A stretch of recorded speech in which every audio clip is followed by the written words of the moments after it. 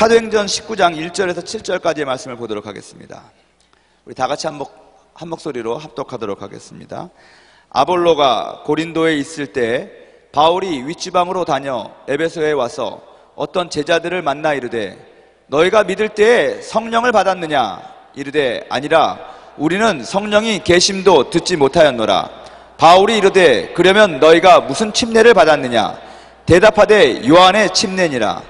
바울이 이르되 요한이 회개의 침례를 베풀며 백성에게 말하되 내 뒤에 오시는 이를 믿으라 하였으니 이는 곧 예수라 하거늘 그들이 듣고 주 예수의 이름으로 침례를 받으니 바울이 그들에게 안수함에 성령이 그들에게 임하심으로 방언도 하고 예언도 하니 모두 12사람쯤 되니라.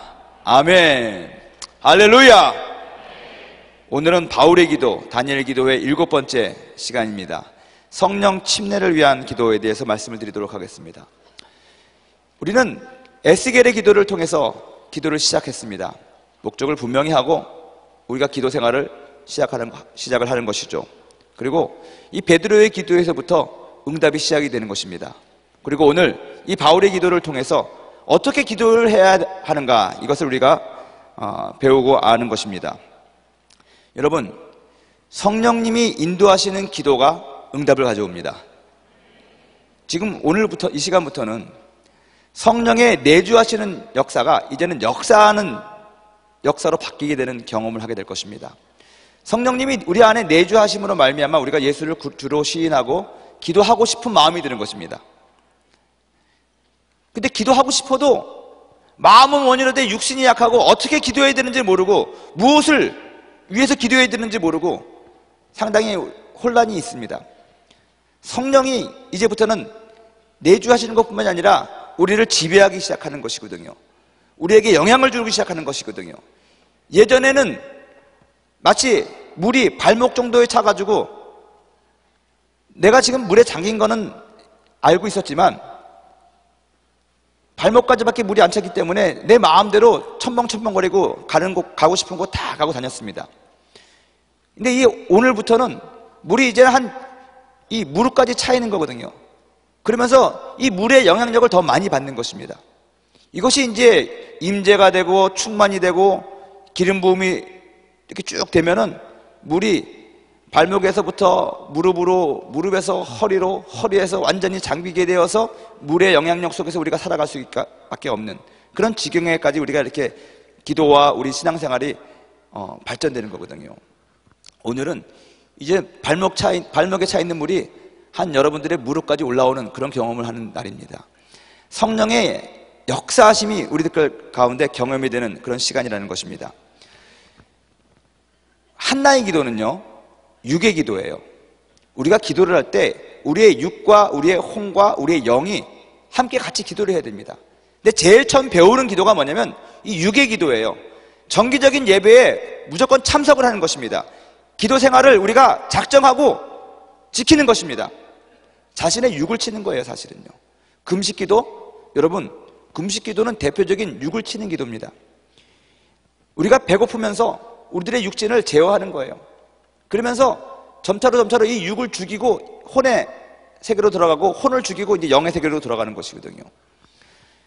한나의 기도가 우리의 육의 기도라면, 육의 기도의 대표적인 기도라면 이 베드로의 기도, 지난주에 토요일날 했었던 베드로의 기도는 혼의 기도입니다, 여러분.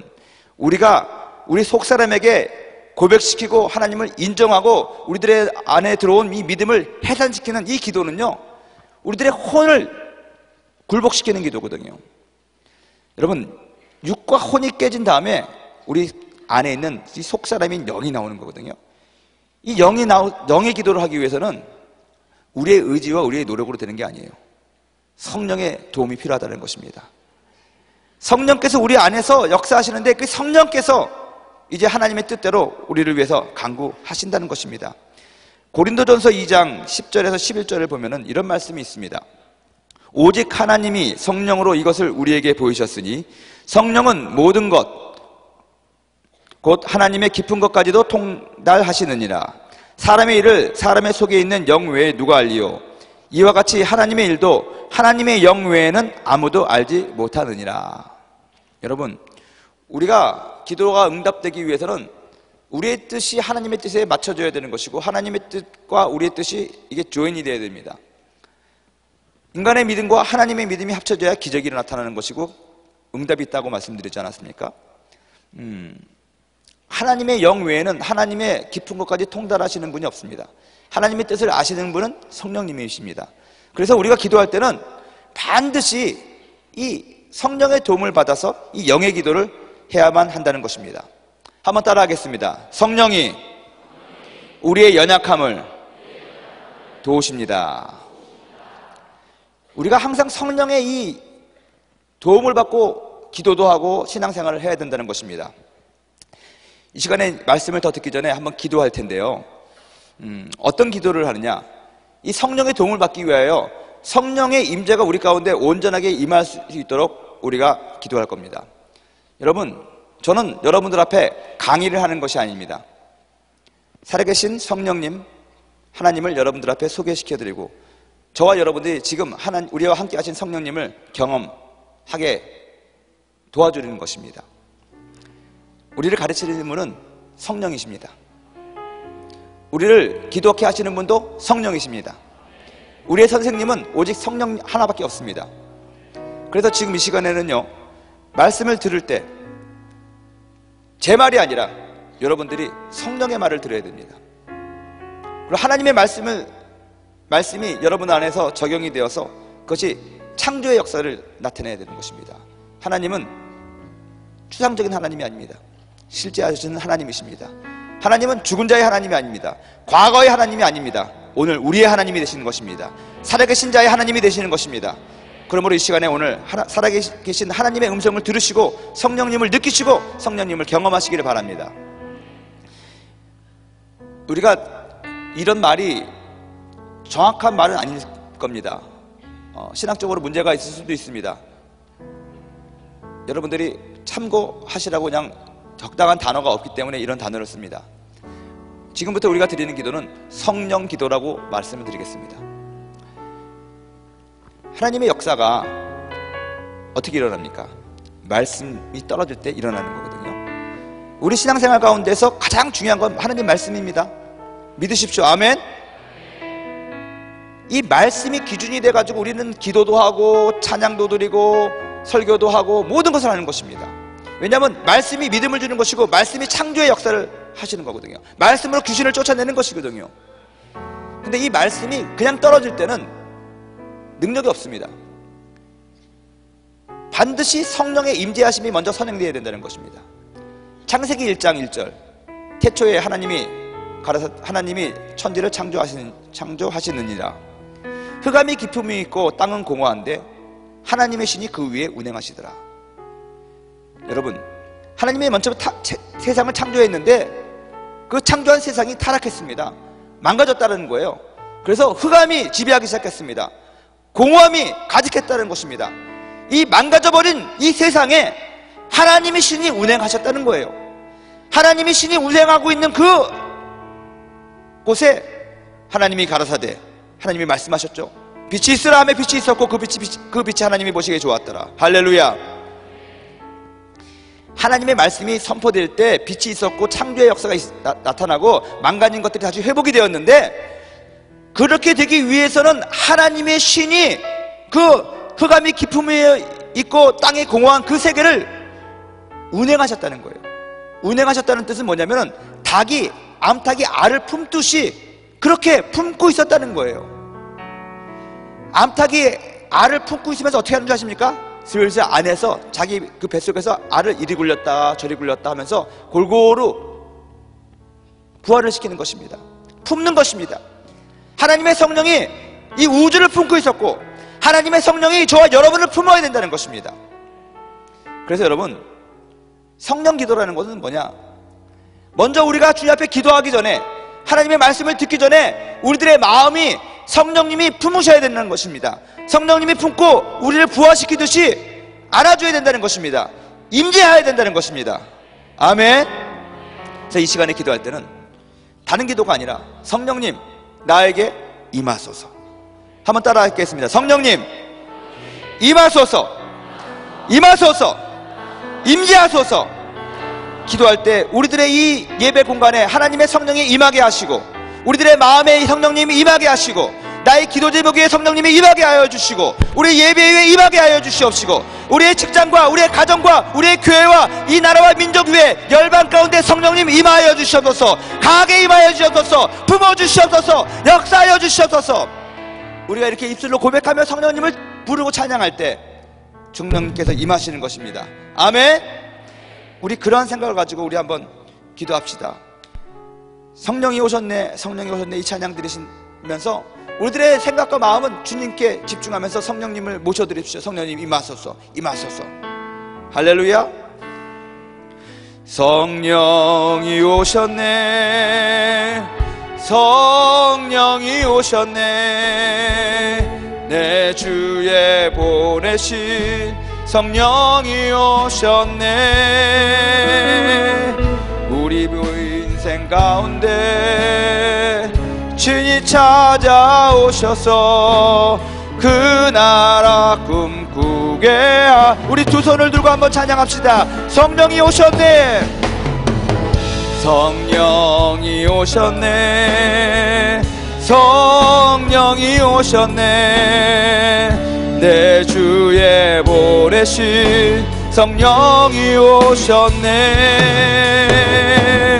우리 인생 가운데 친히 찾아오셔서 그 나라 꿈꾸게 하셨네. 우리 기도할 때 성령님 인정합니다, 환영합니다, 모셔드립니다. 성령님 임하소서 하는 성령님을 초청하는 기도하도록 하겠습니다.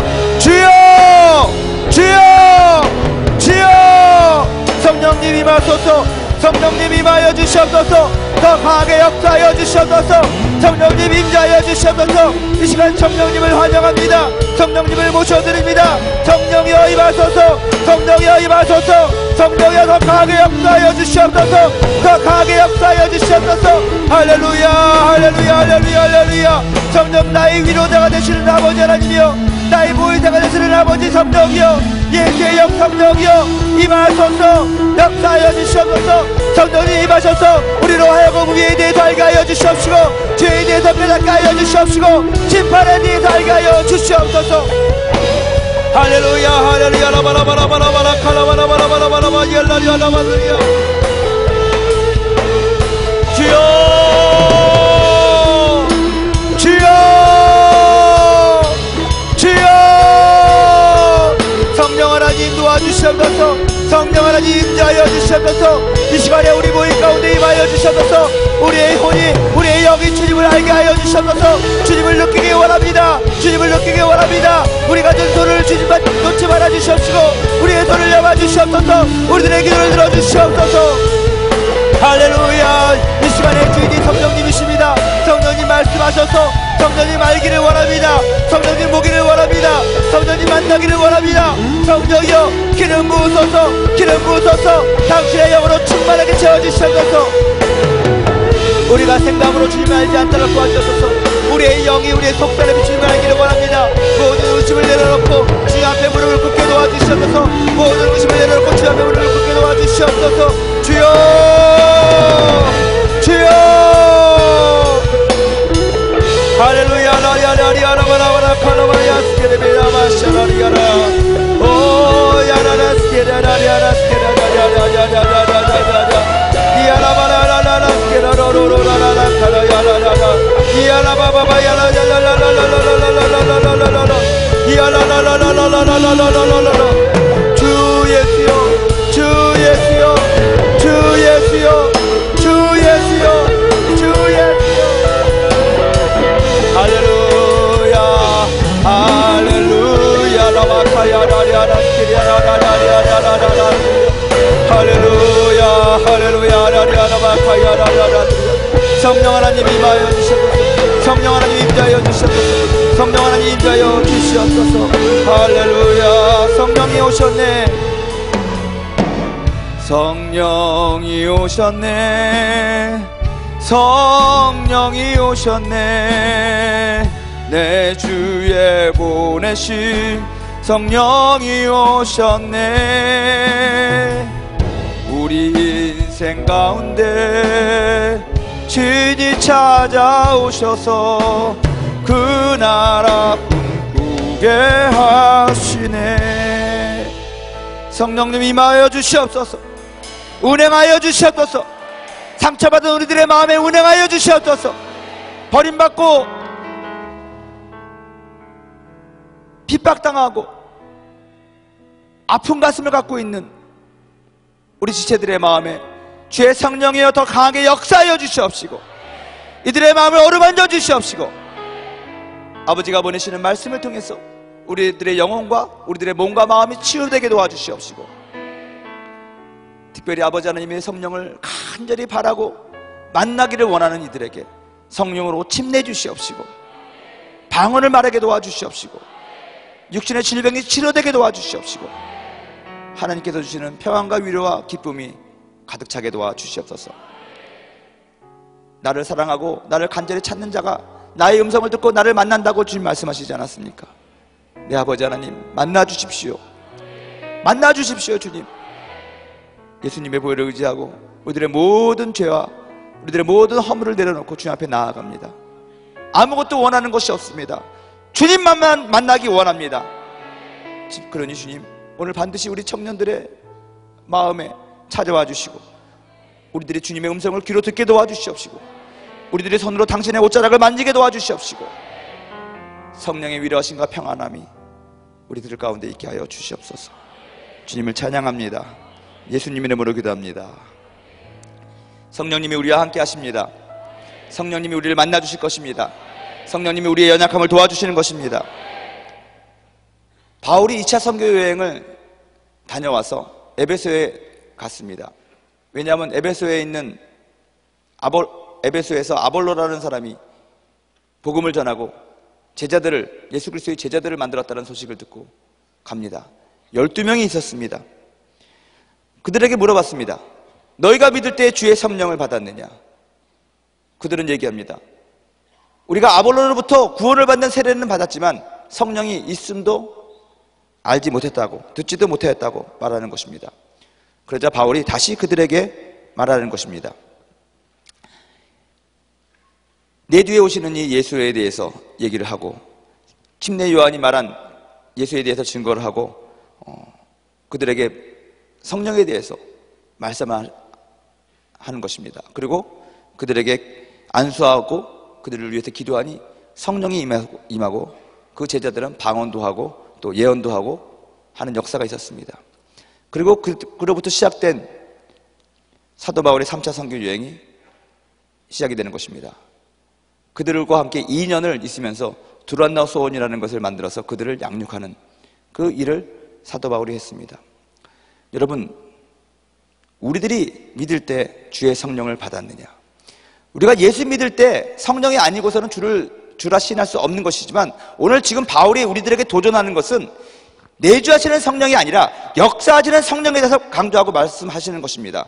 우리가 예수 믿었지만 예수 믿는 자로서 능력 있는 그리스도인으로 살기 위해서 반드시 필요한 것이 무엇이냐? 성령의 능력이라는 것입니다. 성령의 침례라는 것입니다. 여러분들이 믿을 때 주의 성령을 받았습니까? 아멘. 오늘 모든 사람이 주의 침례를 받고 다시 한번 새로워지는 역사가 있기를 주님의 이름으로 축원드립니다. 여러분, 성령님은 누구십니까?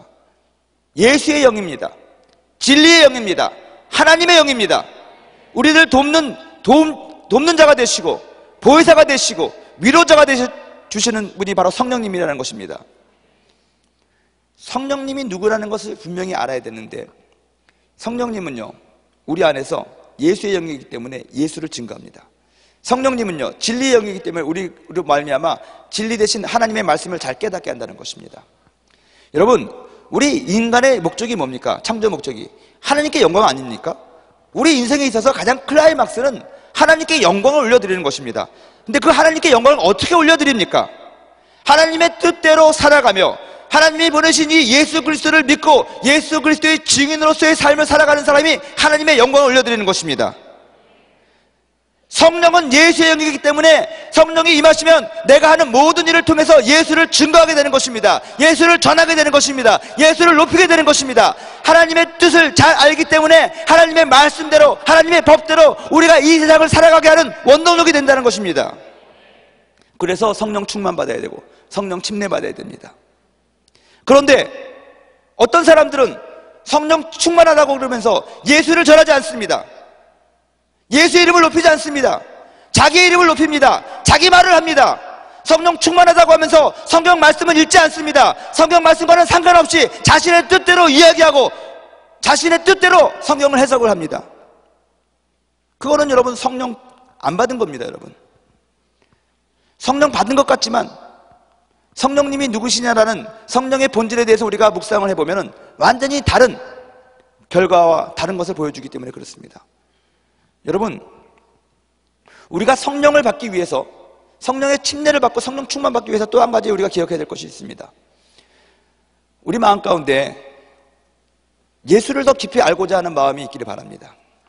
하나님에 대해서 더 깊이 알고자 하는 마음이 있기를 바랍니다. 사도행전에 보면 마술사 시몬이 사마리아에 가서 베드로와 요한이 사마리아 제자들에게 설교를 하고 말씀을 전하니까 그들이 성령을 받았습니다. 성경에는 정확히 기록이 안 나있지만 아무래도 그가 방언을 얘기한 것 같습니다. 사도행전에 성령 세례가 임한 것이 4군데가 나오거든요. 오순절 마가의 다락방에서, 사마리아에서, 고넬레오의 집에서, 오늘 본문인 에베소에서. 이 구체적으로 사람들이 성령 침례 받았다는 사건이 4개가 기록 설계가 되고 있는데 그 중에 3번은 분명히 성령 침례 받은 다음에 방언을 얘기했다는 기록이 나옵니다. 오늘도 본문에 나온 것처럼. 그런데 사마리아에 가서 복음을 전했을 때는, 성령 침례가 임했을 때는 방언했다는 말이 없습니다. 그냥 그들이 하나님을 높였다고 설명이 되어 있습니다. 그런데 재미있는 사건이 하나 있습니다. 그 동네에서 마술사 시몬이라는 사람이 있었는데, 시몬이 제자들이 사람들에게 성령 침례 주는 것을 보고, 와, 나도 저 능력을 사면 돈을 많이 벌겠다. 마술사 시몬이 그렇게 얘기한 것은 분명하게 표적이 보였기 때문에 그랬을 것이다. 그리고 눈에 보이는 가장 확실한 표적은 아직도 우리가 배우지 않은 언어로 방언하고 그러는 것이거든요. 그래서 아마 신학자들은 그때도 분명히 방언을 했던지 어떤 표적이 나타났기 때문에 마술사 시몬이 돈 주고 그 능력을 살려고 제자들에게 와서 요구했을 것이다. 그런데 마술사 시몬은 예수를 더 깊이 알고자 하는 마음이 없었습니다.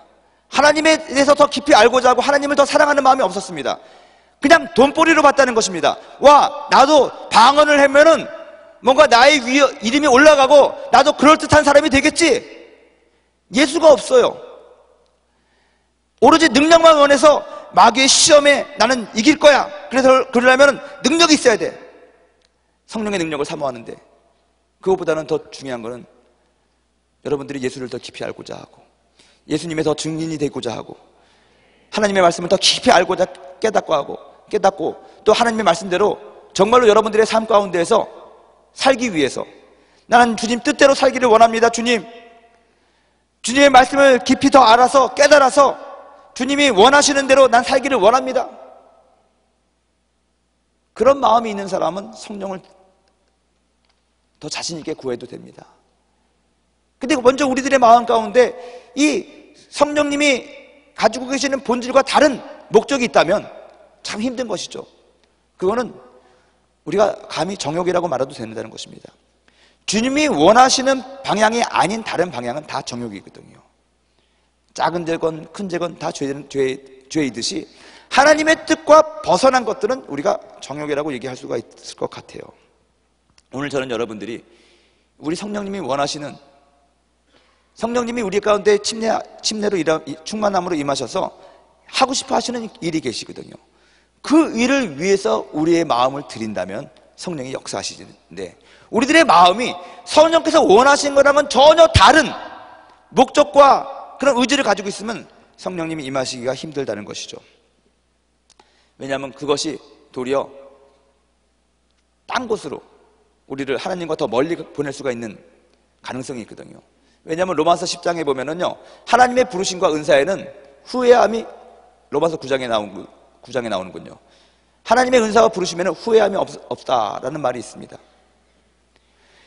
하나님이 우리를 부르신 것 후회 안 하시고요, 하나님이 우리들에게 은사를 주신 것 걷어가지 않는다는 거예요.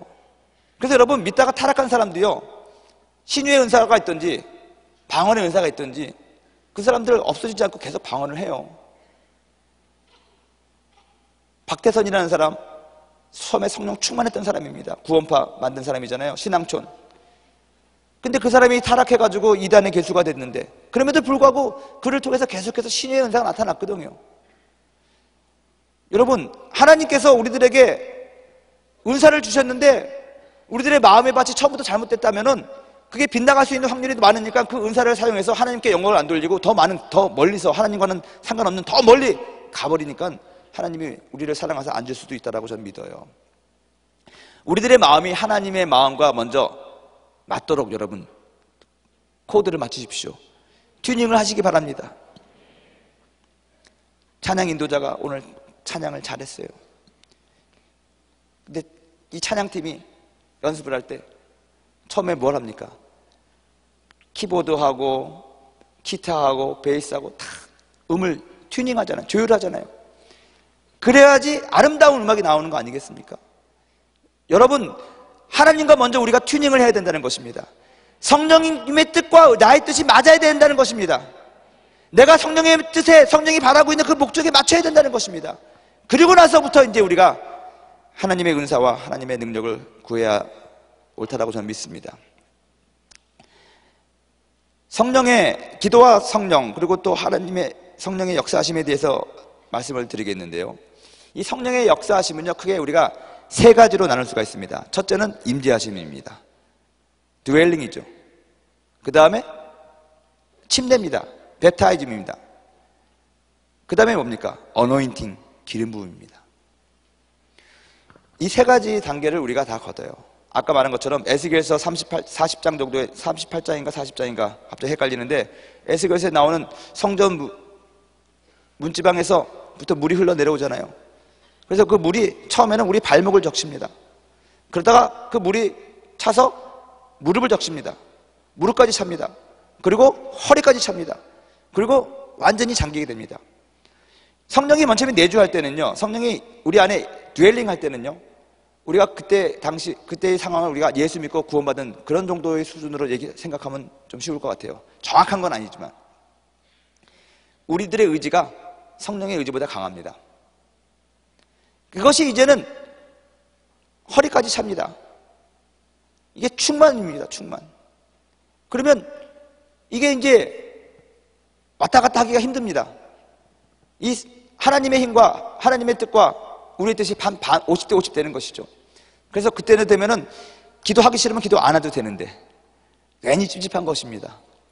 그런 어떤 당김이 있는 것이죠. 이게 성령 충만의 단계입니다, 사실은.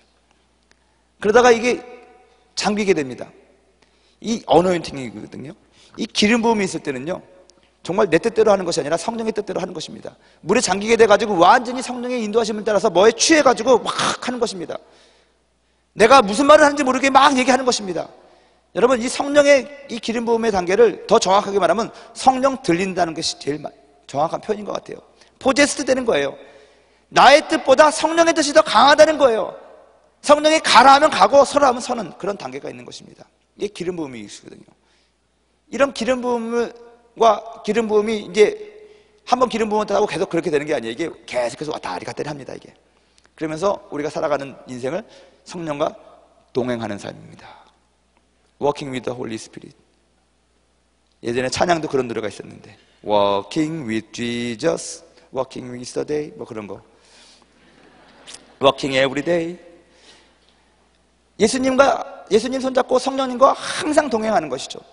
내주하심과 충만하심과 이 기름 부음이 왔다리 갔다리 하면서 항상 성령님과 동행하는 것입니다.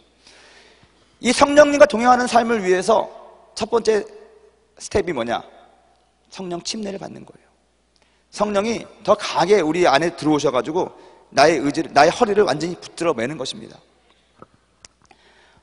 그러기 위해서 여러분, 첫 번째 말씀 장조한 것이 뭐냐면 하나님의 뜻에 내 뜻을 맞추는 것이고요. 두 번째, 이 성령의 음성을 듣고 살아야 되는 것입니다. 이 성령님의 음성은요, 정말 실제적인 것 같아요. 우리가 이 세상을 살아가는 데 있어서 수많은 선택과 또 결정을 내려야 되는 그런 시기를 많이 당합니다. 그때 여러분, 우리들이 하나님의 사람이라면 하나님의 뜻대로 우리가 결정하고 그래서 선택을 해야 되는데, 누가 그렇게 우리를 가르쳐 주십니다. 성령님이 가르쳐 주시는 것이거든요. 성령님이 참아라 하면 참아야 되고, 성령님이 가라 하면 가야 되는데, 무엇이 성령님이 가라는 사인인지 무엇이 참으라는 것인지 알지를 못하는 거거든요. 이것이 이제 훈련이 되어야 되는 것입니다. 하나님의 음성과 하나님의 인도를 받는다는 것은 마치 우리가 전화를 걸 때, 처음에 저랑 여러분이 전화 통화를 하면 누군지 모릅니다. 근데 한 번, 두 번 하면은 목소리만 들어도, 아, 목사님이세요, 아, 아무개세요, 금방 아는 거 아니겠습니까? 처음에 우리가 듣기가 어려워서 그렇지 한 번 들으면 이것이 기억이 남는다는 것입니다. 사무엘에게, 어렸을 적에 사무엘에게 하나님이 나타나셔가지고 사무엘아 사무엘아 사무엘아 세 번이나 불렀는데 사무엘이 알지 못했어요. 그래서 엘리 제사장이 알려줬습니다. 그게 하나님이 널 부르는 소리인 것 같다. 이때 사무엘이 하나님의 음성을 기억을 한 것입니다. 메모리 해놓은 것이죠. 그러고 나서 사무엘은 평생 동안 하나님의 말씀을 듣고 살았습니다. 그러다가 나중에는 정말 하나님의 뜻을 너무너무 쉽게 깨닫고 실행했던 것을 봅니다. 그 예를 들어서 사울 다음에 이스라엘 왕을 기름 부어야 되는데 한 성령께서 말씀하십니다. 이새의 집에 가서 이새의 아들 중에서 기름을 부어라. 지금 사무엘은 이스라엘의 왕을 기름 붓기 위해서 가는 것입니다. 매우 중요한 그런 결정을 사무엘이 하는 것입니다. 그런데 그 사무엘이 그 막중한 사명과 그 부담감을 가지고 이새의 집에 찾아갑니다. 첫째 아들, 보기에는 그럴싸하고 보암직한데 아니라는 것입니다. 둘째, 아니라는 것입니다. 성경에 보면 사무엘이 망설인 적이 없습니다. 아니다, 얘도 아니다, 쟤도 아니다. 이새여, 당신의 아들이 이 6명밖에 없느냐? 이새가 얘기합니다. 막내가 있는데 걔는 볼 일 없습니다. 요즘에는 막내가 사랑받지만 과거에는요, 막내는 천덕꾸러기입니다. 밖에 나가서 일하는 존재라는 것입니다. 서열에 끼지를 못해요. 근데 사무엘은 당장 가가지고 들에서 양치고 있는 그 다윗을 보면서 망설이지 않냐고 그에게 가서 기름을 붓습니다. 그가 부은 기름이 무슨 기름입니까? 이스라엘의 왕을 만드는 기름 부음이에요. 신중하고 신중하고 또 신중해야 됩니다. 우리가 대통령 하나 뽑을 때도 얼마나 신중하고 신중하고 신중합니까? 이스라엘의 왕을 기름 붓는 게 얼마나 신중하겠어요. 근데 사무엘은 망설임이 없었습니다. 왜냐하면 그가 들은 그 내적인 음성, 성령님의 음성에 너무너무 확실한 확신이 있었기 때문에 들은 거예요. 그만큼 성령님의 음성에 익숙해졌다는 것이죠. 저는 여러분들이 월드미션을 가든 RK를 가든 아니면 지금 이 예배 시간에든 오늘 이 시간에 아직까지 여러분들이 확실하게 이것이 성령의 음성이다라고 못 들은 적이 없던 사람이라면 오늘 들으시길 바랍니다.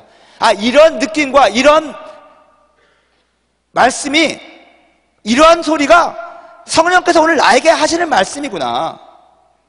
저 같은 경우는요, 성령님의 음성을 나는 어떻게 느끼냐면요, 하나님의 말씀을 들을 때도 그렇고 영화를 볼 때도 그렇고 나는 하나님의 음성을 들을 때가 있습니다. 내가 깨달을 때가 있습니다. 그런데 그럴 때 제가 어떻게 깨닫느냐,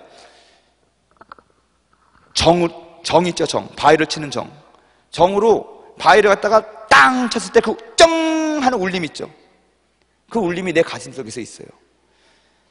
하나님의 음성이 나한테는 그런 느낌이 오더라고요. 그래서 성경을 말씀 읽을 때 갑자기 막 가슴이 시려지면서 뻥 하고 그런 느낌이 나올 때가 있습니다. 그 성령님이 나에게 하시는 말씀, 내가 성령님의 말씀을 듣는 패턴이에요. 1997년에 2월달입니다. 97년 2월달에 제가 에베레스트 베이스 캠프까지 트레킹을 갔습니다.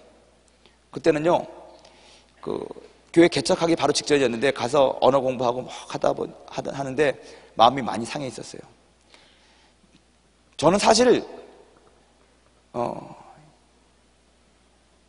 어렸을 적도 그렇고 젊을 때도 그렇고 참 겁 없이 살았던 사람 중에 하나입니다. 사실은 겁이 많은데 겁 없는 척하고 살았어요. 그래서 사람들한테 막 세게 말합니다. 약하게 말해도 되는데 일부러 세게 말합니다. 그거 왜냐면 겁 많아서 그렇거든요. 제대로 얘기하면 저 사람이 날 얕잡아 볼까봐 저는 막 일부러 막 세게 얘기해요. 괜히 터프한 척 합니다. 터프하지 않은데 정말 터프한 척 합니다. 저는 상당히 여성스러운 면이 많고 디테일한 것을 좋아하거든요. 그럼에도 불구하고 난 일부러 막 거칠게 얘기하고 거칠게 말하고 그랬습니다. 제가 제일 싫어했던 말이 뭐냐면 이쁘게 생겼다. 어렸을 적에 보면 사람들이 다 이쁘게 생겼대요, 저보고. 그 말이 너무 싫어가지고 나한테 이쁘게 생겼다 그러면 아주 그냥 억지로 막 내가 왜 이쁘게 생겼어? 그리고 난 터프한 사람이야. 사실 원래 남한테 욕하거나 남한테 막 윽박지르거나 하는 거 진짜 안 좋아하는데 언젠가부터 막 그렇게 얘기를 하는 거예요. 나는 속은 안 그런데. 그게 뭐냐면 내 열등감이고 내 자격지심이거든요. 싸움 잘하고 싶었어요. 싸움 못하는데. 저는 보기에도 그렇지만 힘이 그렇게 좋지 않습니다. 그런데 동네나 학교에서 어깨에 믿고 막 그냥 주먹 좀 쓰는 사람 보면 부러운 거예요. 나도 싸움 잘하고 싶다. 나도 힘 있고 싶다. 근데 힘이 없잖아요, 사실은. 팔굽혀펴기 아무리 열심히 해도 나는 30개 이상 못하는데 막 어떤 사람은 100개씩 한다고 그러고 한참 운동할 때 30개 했어요. 지금은 3개도 못하지. 그러니까 말을 막 세게 하고 다니는 거예요. 그러고 나서 늘 마음속에 후회함이 있는 거예요. 조마조마한 거예요. 그래서 선교사 됐을 때도 전도사할 때 선교사 했잖아요.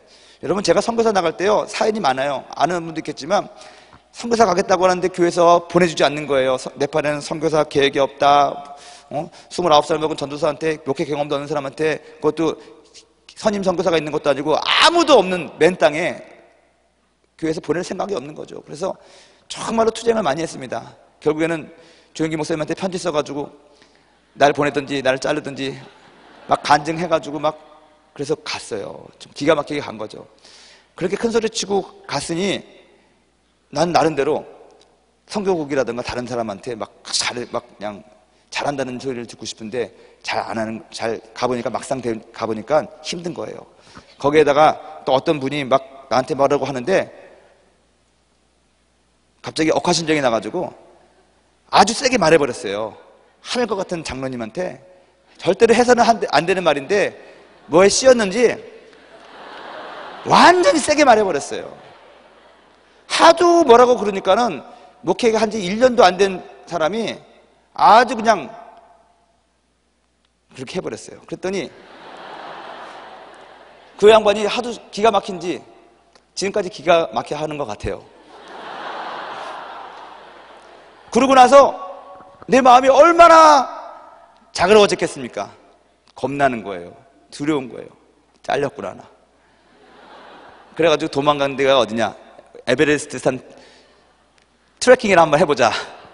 그래가지고 마침 우리 처남이 놀러 왔었거든요. 그래서 둘이서 우리 에베레스트 등반을 못하더라도 트레킹까지 한번 가보자. 내가 어차피 에베레스트 산 근처에 있는 셀파 부족을 선교할 건데. 그래가지고 25일 동안 트레킹을 했습니다. 근데 처음으로 그렇게 오래 기간을 걸어보고 또 높은 데 가서 고산병이라는 것을 당했어요. 남체 바자르라는 곳에 도착했는데 그 해발 에베레스트 베이스 캠프까지는 5,600m거든요. 깔라바타르라는 곳인데 거기까지 가기 위해서는 한꺼번에 올라가면 안 되고 천천히 올라가야 돼. 이 고산을 5,600m예요, 해발. 그러니 뭐 이게 천천히 가야 되는데 이 남체 바자르라는 곳이 있는데 3,400m입니다. 근데 거기서부터 어떻게 보면 시작이 되는 거예요. 본격적인 트레킹이. 그 전까지는 뭐 한 2,000m, 2,500 이렇게 왔다 갔다 하다가 이제 남체 바자르에서부터는 급경사가 올라가요. 그래서 막 갑자기 막 하루에 만에 4,000m 되고 5,000m 되고 막 그 위에서 막 가야 되니까 남체에서 하루 정도를 머무르면서 적응을 해야 되는 것입니다. 적응을. 근데 저는 남체 바자르 도착하기 전 루클라라는 곳에부터 거기가 2,800m 정도 되는 해발이었는데 고산병이 온 거예요. 고산병이. 말로만 듣던 고산병이 정말로 저한테 온 거예요. 고산병은요, 머리가 아프기 시작하고, 그 다음에 이제 숨을 못 쉬기 시작하고, 그 다음에, 나중에는 이제 손발이 다 부어요. 그리고 머리가 깨질 듯이 아파요. 그러고 나서 환청이 들리고 막 그래요, 나중에는. 걸었을 때 일주일 정도 됐을 텐데, 그때가 2월 달이라서 엄청 춥습니다. 영하 한 20도가 넘는데, 체감 온도는 영하 한 30도는 될 거예요. 기온주가 한 25도, 23도 정도 됐으니까, 마이너스. 남체바자르까지 왔는데, 거기에 롯지에 정말 어렵게 왔습니다. 롯지라고 쉬는 데가 있는데, 거기에 증상이 나타나는 거예요. 고산병 증상. A, B, C, D. A, B, C까지 해서 A는 초증상, B는 중간, C는 급한 거니까 빨리 내려가야 된다고. 이 고산병에는 저지대로 내려가는 수밖에 없어요. 근데 저는 정말 기어기어 올라가서 남체바자르에 도착을 했는데 제 증상을 보니까 나는 즉시 내려가야 되는 증상인 거예요. 왜냐하면 머리는 아프지, 손이 이렇게 부어요. 이렇게 탱탱하게 부어요. 그러면서 이것이 나중에 폐수종으로 오거든요. 폐수종으로 오고 나서 이게 뇌수종으로 오면 죽습니다. 그래서 영화에서도 보이죠. 아드레날린 같은 거 가지고 다니면서 그 폐수종 오기 전에 이렇게 찔러가지고 그걸 해야 돼요. 근데 우리는 전문 산악인도 아니고 트레킹을 준비했던 거 아니고 홧김에 도망갔는데 뭘 가져갔겠습니까? 근데 밤 8시쯤 됐었는데 내려갈 수가 없는 거예요. 거기 칠흑같이 어둡고 거기 아직도 곰도 있고 그렇거든요. 그러니 누가 그 셀파가 나를 머리에 메고 내려가야 되는데 힘든 거예요. 그래서 거기 롯지 주인하고 거기 트레킹 하는 사람 중에서 스위스 사람인데 기억이 나요. 스위스 사람인데 자기가 의사래요. 그러면서 자기가 가지고 있는 약도 주고 막 그랬는데 그 이뇨제 같은 걸 줘요. 그 오줌이 안 나오거든요. 그래서 이제 막 그 응급조치를 했는데도 제가 막 헛소리하고 막 그러는 거예요. 근데 저는 헛소리에 제가 이렇게 다 기억이 나요. 생생하게 기억이 나요. 내가 원하지 않는데 그런 말을 하고 사람이 두 개를 보이니까 이게 점점 이게 시력도 왔다리 갔다리 하고 막 그러거든요. 이거 정말 위험한 지경인 거예요. 저희 처남은 그렇게 그 당시 신앙이 좋지 않았는데 막 날 붙잡고 주여 막 하고 막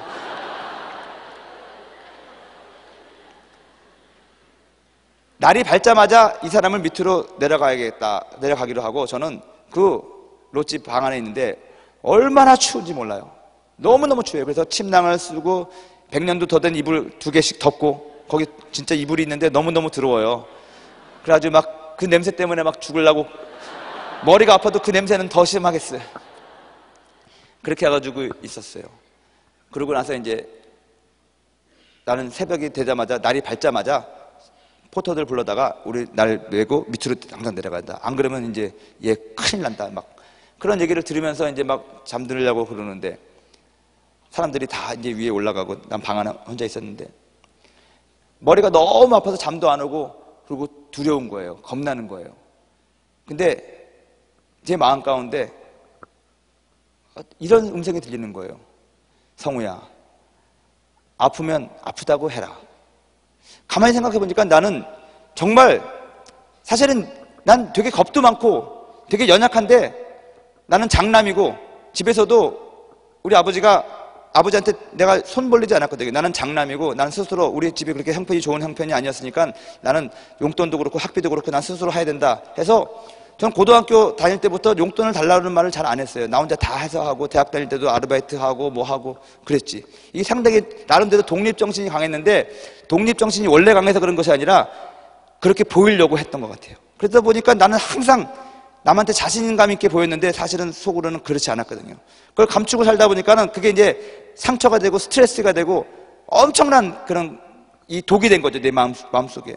그래서 원치 않았는데도 사람들한테 막 세게 얘기하고 좋으면서도 말을 갖다가 좋다는 것도 나는 막 이쁜 여자가 내 부인이 말 실수했어. 예를 들어가지고 우리 와이프가 화장을 예쁘게 하고 날 기다리고 있어. 그러면 이쁘다 그러면 되잖아. 근데 저는요 괜히 뭐야 쥐 잡아먹었어? 막 이렇게 얘기해. 근데 제가 쥐 잡아먹었어 얘기하는 것이 정말 나는 이쁘다고 하는 거예요. 지금은 안 그러는데 옛날에 그랬던 거예요. 옛날에 그렇게 살다 보니까 내 마음 가운데 참 그런 게 많았는데 그 장로님한테도 그렇고 우리 다른 사람한테도 그렇고 막 큰 소리 쳐놓고 이렇게 나 겁먹어가지고 그렇게 있는 것 힘들었는데도 그러니까 그런 것이 하나님한테도 힘든데 힘들다는 말을 못하는 거예요. 제가 그거 생각이 났어요. 성령께서 내 마음 가운데 성우야, 힘들면 힘들다고 해도 되나? 된다. 그런 순간 제가 갑자기 눈을 번쩍 뜨고 물어봤습니다. 성령님? 하고 물어봤어요. 그러나서 금방 생각나는 것이 내가 미쳤나 보다. 아무도 없는 이 방 안에 이게 뭐야 이게. 그래가지고 내가 아이씨 하면서 뒤로 돌아 누웠습니다. 뒤로 돌아 눕는 순간 나에게 힘들면 힘들다고 하라고 한 그 음성이 이번에는 불러놓고, 성우야 불러놓고 뒤돌아 누우면 어떡하니? 이게요 들리는데 갑자기 제 마음이 눈 녹듯이 녹아지면서 벌떡 일어났습니다. 두리번만 그랬습니다. 아무도 없었는데 분명히 그 방 안에 내 눈에 보이지 않지만 누군가 있는 걸 내가 느꼈어요. 근데 그 느낌이 섬찟한 느낌이 아니라 너무너무 뜨겁고 너무너무 포근하고, 그때 깨달았어요.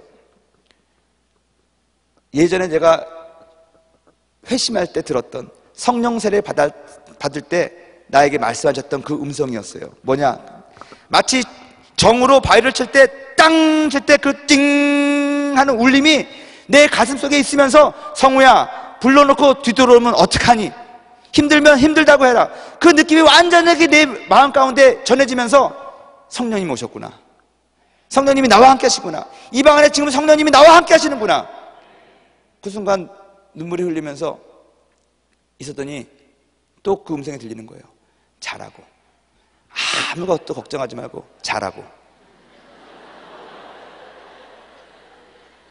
그래서 누워서 잤어요.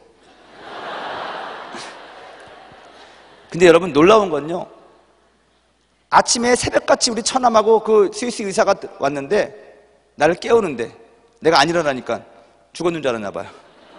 나는 너무 단잠을 잤기 때문에 늦게 일어났거든요. 그러더니 포터 불러놨으니까 빨리 내려가라는 거예요. 그래서 내가 잠깐만 기다려보라고, 나 괜찮은 것 같다고, 머리가 하나도 안 아프다고, 내 눈도 보라고, 나 화장실 가고 싶은데 잠깐 기다리라고. 화장실 가가지고 그동안 못했던 거 다 해결하고 완전히 나아버렸어요. 그날 하루 성령께서 자라고 그래가지고 자니까 완전히 나더라고요. 그러면서 트레킹을 무사히 마치고 온 경험이 있습니다. 그때 제가 깨달았어요. 성령님이 나와 항상 함께 하시는데 나에게는 성령님이 이런 식으로 말씀하시는구나. 그 다음부터는 내가 성령의 음성을 들었다라고 얘기할 때는, 말씀을 읽을 때나 설교를 들을 때나 영화를 볼 때나 무엇을 할 때 내 마음을 시리게 하면서 쨍하게 하는 그 음성과 그 느낌이 있어요. 100% 성령께서 말씀하시는 거예요. 내가 과거에 들었던 그 성령의 음성을 내 머릿속에, 내 기억 속에 잘 기억하고 있으니까 내가 살아가면서 계속해서 순간순간마다 성령께서 하시는 말씀을 내가 빨리 캐치할 수가 있더라고요. 전화기 한두 번 하고 나서, 전화통화 한두 번 하고 나서 금방 성령의 음성을 아는 것처럼. 자, 여러분, 오늘 성령께서 여러분들에게 말씀하시는 그 음성을 체험하시기 바랍니다. 그리고 그것을 잘 기억하시기 바랍니다.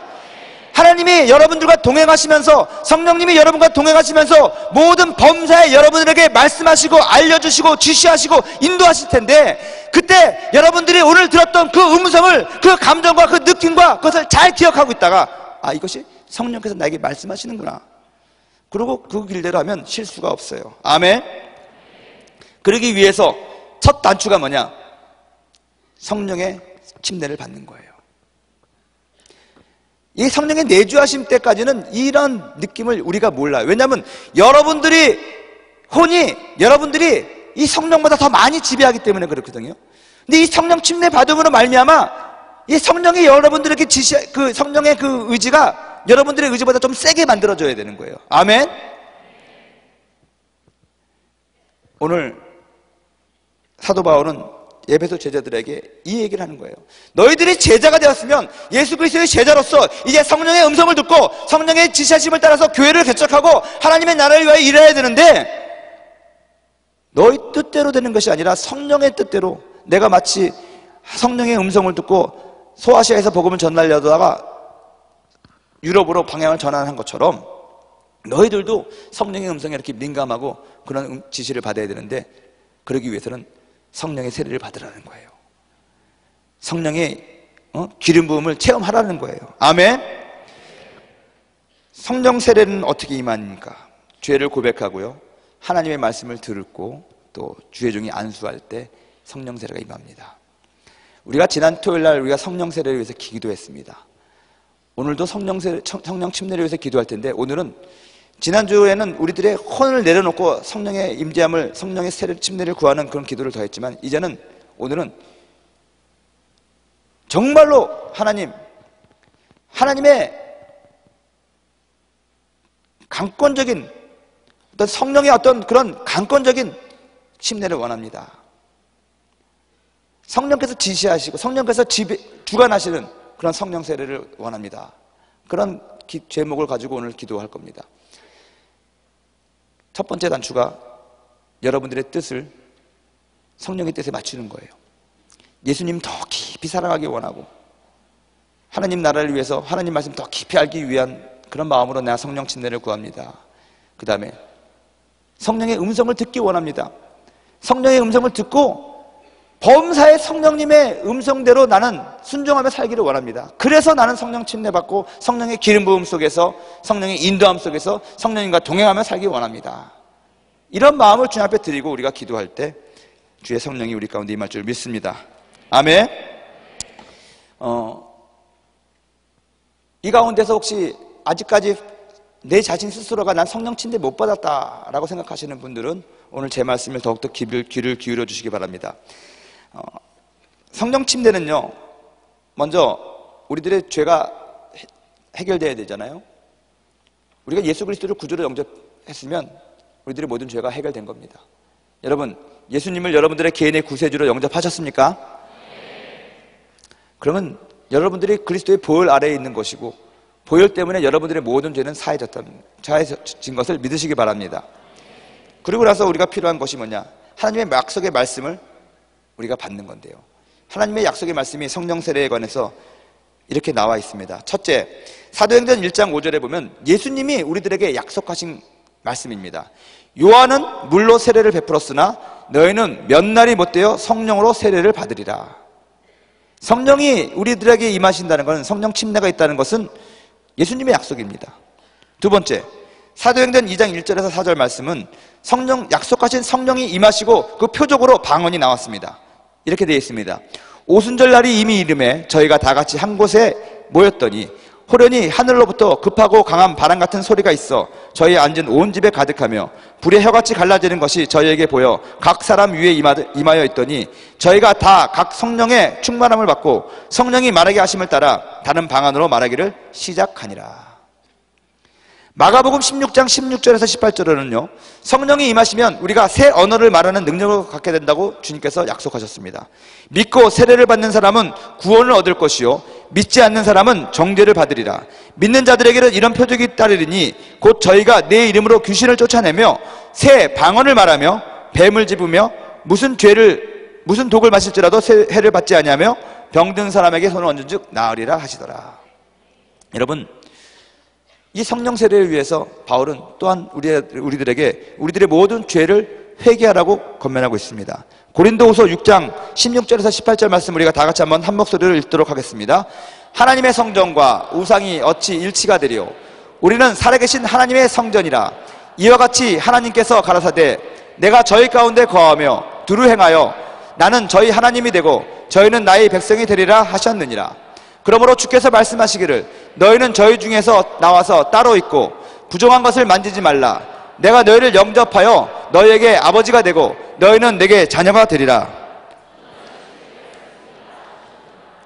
아멘. 죄를 회개해야 되거든요. 그 다음에 여러분, 마태복음 6장 14절에서 15절 말씀 보면 주님께서 성령을 모셔드리기 위해서 우리가 그리스도인으로 살아가는 데 있어서 가장 필요한 것이 있다. 용서하라는 것입니다. 여러분들의 마음 가운데 미움이 있고 원망이 있고 그런 것들을 내려놓고 용서해야 된다는 것입니다. 한번 마태복음 6장 14절과 15절도 같이 한번 읽어보도록 하겠습니다. 시작. 너희가 사람의 과실을 용서하면 너희 천부께서도 너희 과실을 용서하려니와 너희가 사람의 과실을 용서하지 아니하면 너희 아버지께서도 너희 과실을 용서하지 아니하시리라. 한 가지 더 기억할 것은 성령께서 우리들에게 원하시는 것은 우리들의 마음에 정욕이 없어야 됩니다. 청결해야 돼요. 마태복음 5장 8절에 마음이 청결한 자가 복이 있나니 저희가 하나님을 볼 것이다. 여러분, 고린도후서 5장 17절도 한번 우리가 읽어봅시다. 그런즉 누구든지 그리스도 안에 있으면 새로운 피조물이라. 이전 것은 지나갔으니 보라 새 것이 되었도다. 갈라디아서 5장 22절 23절 오직 성령의 열매는 사랑과 희락과 화평과 오래 참음과 자비와 양성과 충성과 온유와 절제니 이와 같은 것을 금할 법이 없느니라. 여러분, 하나님께서 우리들에게 원하시는 것이 새 사람이고 새 사람으로서의 삶이거든요. 여러분들의 마음 가운데 주님, 나 뒤돌아보기 싫습니다. 과거로 돌아가기 원치 않습니다. 새 사람으로서 하나님의 영광을 나타내며 성령의 열매를 맺고 살기를 원합니다. 새 사람으로서의 삶을 살기를 원합니다. 그런 마음을 여러분들이 주님 앞에 보여드리는 것입니다.